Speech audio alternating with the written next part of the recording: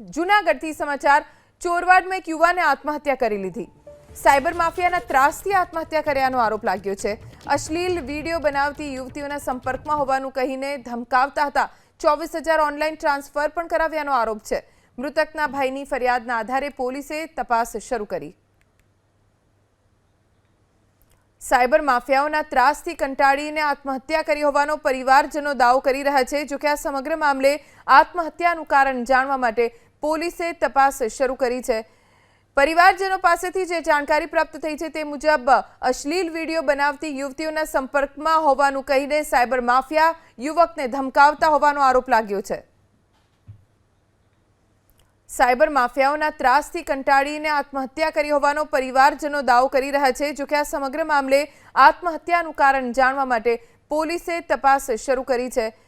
પરિવારજનો પાસેથી જે જાણકારી પ્રાપ્ત થઈ છે તે મુજબ અશ્લીલ વિડીયો બનાવતી યુવતીઓના સંપર્કમાં હોવાનું કહીને સાયબર માફિયા યુવકને ધમકાવતા હોવાનો આરોપ લાગ્યો છે।